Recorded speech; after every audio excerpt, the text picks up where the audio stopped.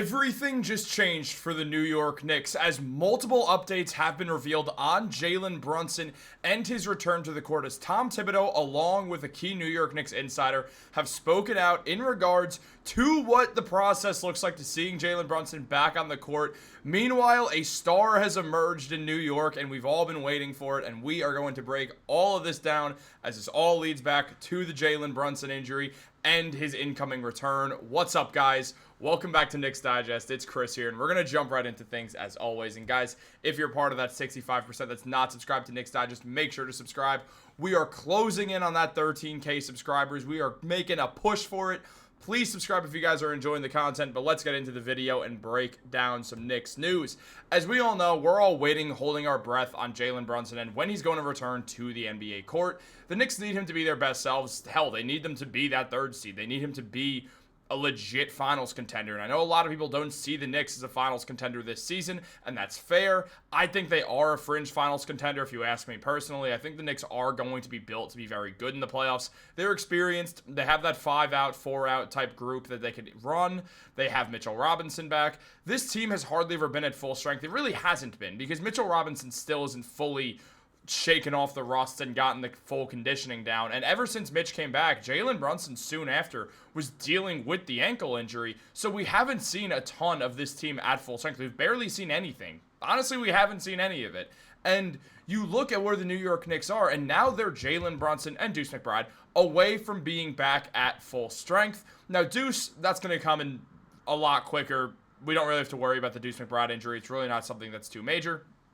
Meanwhile, Jalen Brunson, he's the one who we're all thinking about with that sprained ankle, and we got multiple updates from Ian Begley and Tom Thibodeau on Jalen Brunson. As Begley mentioned, Tom Thibodeau says Jalen Brunson is doing better, doing more and more in his rehab from his sprained ankle, and we should get more of an official update on Brunson later this week, maybe even this weekend.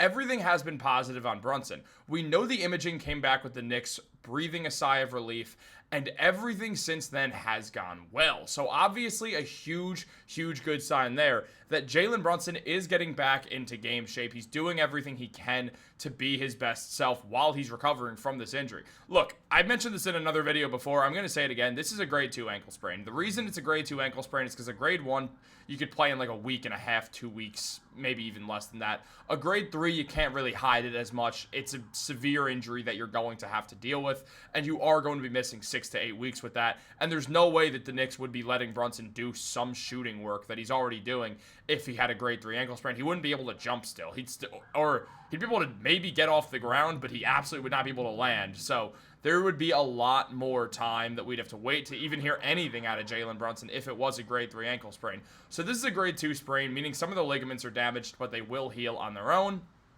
And with that, Brunson is able to do a lot of controlled work, as we mentioned, set shooting, a bit of conditioning, and we'll get into that.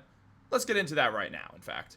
As Begley also mentioned, Tom Thibodeau said practice is probably the next step for Brunson. He's doing shooting, working the bike, working the pool. Thibodeau said his conditioning is very good, and considering that injury, it's a great sign, as it does mean, I don't know why this picture of Thibodeau is making me crack up, it's throwing me off, but it is a great sign to hear that everything seemingly is going well for Brunson. Obviously, that injury was terrifying when Brunson went down with it. He was really grabbing that ankle. He was clearly in a ton of pain. Now, ankle sprains hurt. Most of us who have played basketball have sprained an ankle at some point. It hurts so bad, and it's not always the end of the world. With Brunson, yeah, it's a pretty severe ankle sprain. It's not a severe ankle sprain, but it is a real ankle sprain that he was going to miss time for. But it's nothing too major. It's just a normal grade 2 ankle sprain, and he's following precaution normally, and that's what it looks like from here. Everything is screaming that Brunson is just doing all the normal stuff, and Tom Thibodeau giving this much of an update on Jalen Brunson is an excellent sign, because usually we're not seeing Tibbs go out there giving that much information, so it's good to hear from Tibbs that he's saying all the things that Brunson is doing. He's not being as hidden with most of the Knicks players, and given Brunson is not most Knicks players, he is the Knicks player. He's the guy. I mean, he's the most famous Knick on the team. He's the biggest name. He's the best player. He's the true superstar of the team. He was on easy pathway to win Clutch Player of the Year. Obviously, that's a little bit more up for grabs now, but it is still very possible when you look at Jalen Brunson's competition with that Clutch Player of the Year. As mentioned by our friends of the channel, Let's Talk Knicks, NBA players this season with the highest effective field goal percentage in the clutch, minimum 50 shots attempted. Jalen Brunson's third. He's 57.2%. He's taking all the Knicks clutch shots, and teams know he is. Meanwhile, the only guys above him are Nikola Jokic, who should be a 4-time MVP after this season. He's probably not going to get it. It's probably going to be Shea because of voter fatigue, but whatever. That's beside the point. Everyone who's great deals with that, including the guy above him. LeBron James, who at the very, very worst is the second greatest basketball player to ever grace the planet, and for my money, he's the first. And yes, I know some people are not going to love that I said that. But look, that's my opinion, is that LeBron's the GOAT. That's not the point of this video at all, though. Look, essentially, Brunson, as mentioned by Let's Talk Knicks, is an elite company, but he was by far the favorite to win Clutch Player of the Year.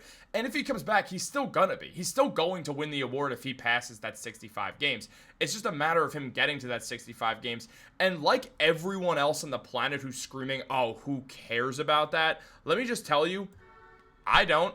And I don't think that he does either. I don't think anyone cares about Jalen Brunson winning Clutch Player of the Year. Who does that help? Like, oh yeah, nice, let's go, sick, that's great.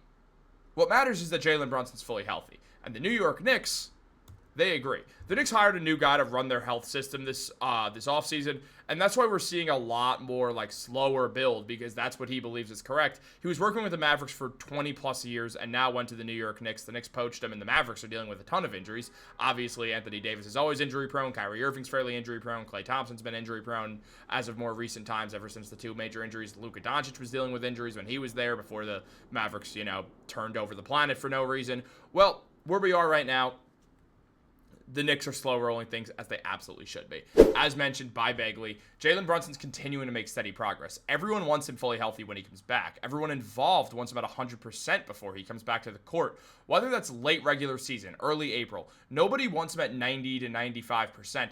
They all want him all the way back from that ankle. Ideally, you want him to have several games under his belt before the playoffs start in mid-April. But by Bagley mentioning that, by him wording it that way, I truly believe that Brunson will not be rushed back at all. I don't think that Tom Thibodeau is going to say, oh, we might lose the third seed, let's rush Jalen Brunson back. Absolutely not. They're not going to do that. They're going to be willing to sacrifice whatever it takes to have a fully healthy Jalen Brunson. That is the marking of a good team, by the way. That is exactly what you do.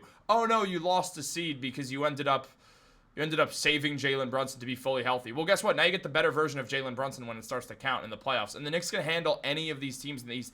Look, I don't understand why everyone's treating it like a funeral. Like there's just absolutely no chance that the New York Knicks can't beat the Celtics or the Cavs. Would I favor the Knicks? Absolutely not. Do I personally think the Celtics would win a Knicks series in at most 6 games? It might easily be 5 and potentially a sweep, though I don't believe it would be.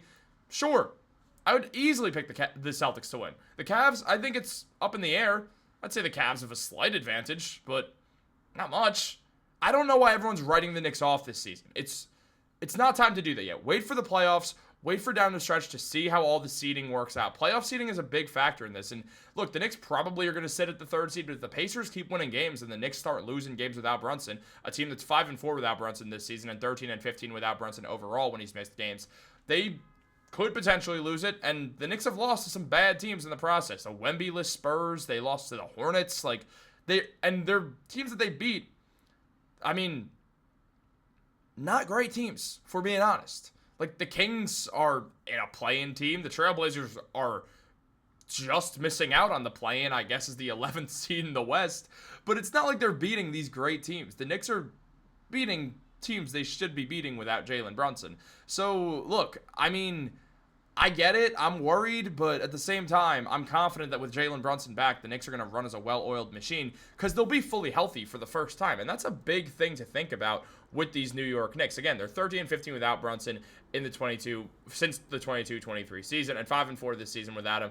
And the offensive rating is 9th to worst without Jalen Brunson since the injury, I should say. He missed a game or two prior. But look, Jalen Brunson clearly is the key to the offense. It's no secret. Everybody knows it. I mean, Towns is great. Mikal Bridges has been great. OG's been good. But still, at the same time, Jalen Brunson's what makes the offense work. Without it, they're the 9th worst offensive rating. The plus side is they are the second defensive rating since March 8th, which is when I'm taking these numbers from, the day after Brunson injured his ankle. Really the same day, because it was 12 a.m. here, but that's not the point. So essentially, since Jalen Brunson got injured, the Knicks have the second best defensive rating, but they do have the 9th worst offensive rating, and it's not because Jalen Brunson is the defensive issue. Yes, he's not a great defender, but it's having Mitchell Robinson back is what's elevated the defense, because the Knicks can now play a proper defense with actual rim protection for the first time this season, what's clearly been holding them back. So the Knicks, it's going to be fine.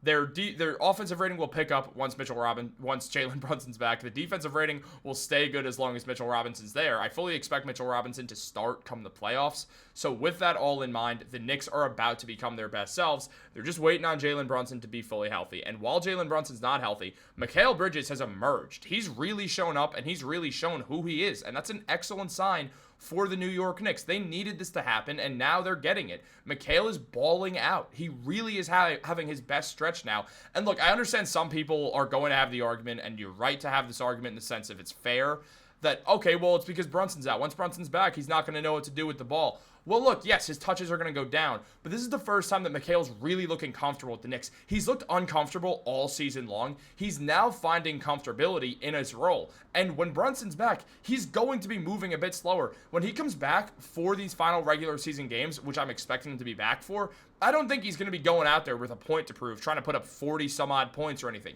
He's probably going to see, oh, Mikal Bridges, one of my best friends on the planet and a very, very, very good NBA player, is having a great stretch. Let me help him succeed. Let me help him be great. Let me maybe not try to score a bunch because I'm still working my way back from an ankle, finding my comfortability. Meanwhile, Mikal's playing great. Let me dish the ball to him the same way that Tyler Kolek did for 7 straight assists. Stuff like that. And I do think it's going to work out for the best. I think we're going to see the Knicks flowing the best once Jalen Brunson comes back and we have the team fully healthy, because Deuce will be back before, so.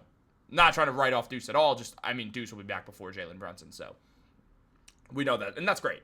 Everybody loves Deuce McBride. Don't want to make it seem like I'm underselling him, but Mikal has been awesome in this stretch, really picking up the slack, putting up nearly 22 points per game, shooting 40+% from 3 and over 50% from the field. He has been absolutely phenomenal, true shooting a 66.